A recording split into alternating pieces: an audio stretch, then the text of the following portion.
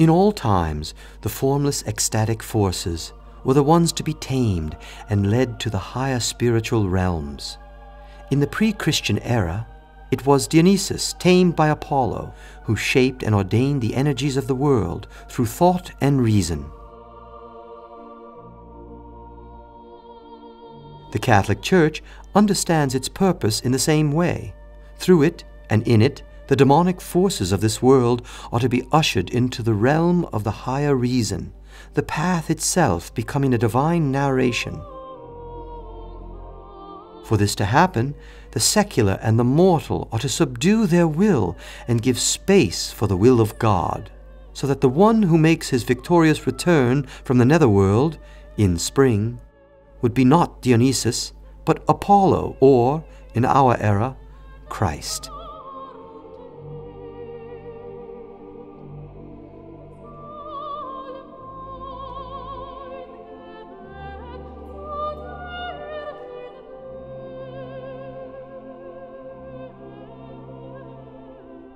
The strong presence of the Church in the Wachau can be understood as a response, a counterweight to the genius loci, a permanent tension of the Christian spirit versus a pagan energy.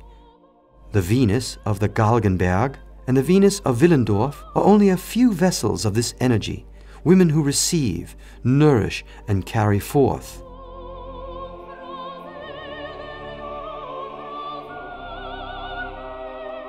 When the dukes of the Babenberg dynasty relocated the center of their political activities to Vienna, as compensation, a Benedictine abbey was founded here.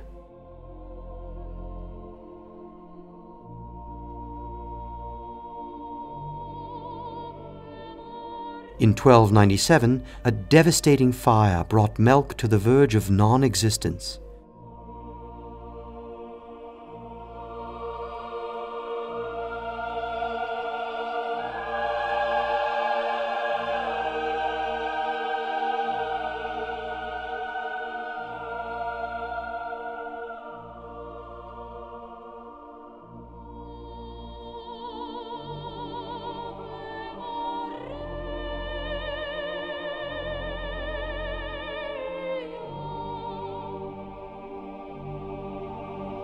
And the late Middle Ages saw the decline of the monastic discipline and order to a great extent.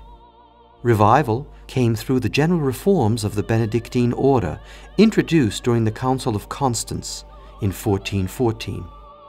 But then came the time of Martin Luther, and by the end of the 16th century, only 3 monks and 3 priests remained in Melk, and of a dubious qualification besides. In 1683, another fire destroyed the church tower.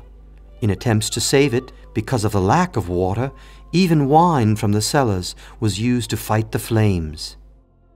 Assistance came from the Benedictine Abbey of Tegernsee, and with their help, Melk quickly recovered. A substantial rebuilding program was introduced, and in 1746, the abbey, in its present appearance, was inaugurated.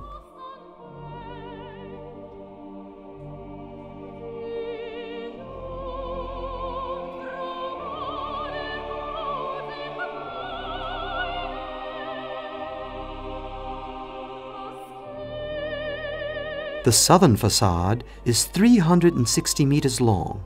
The cupola is 62 meters high. It seems, with these dimensions, the builders and the architects wanted to challenge St. Peter's Basilica in Rome.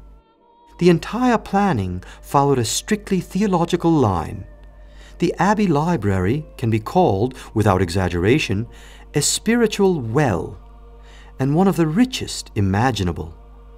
It contains over 100,000 volumes, among which are precious old manuscripts, some written by the first monks of Melk.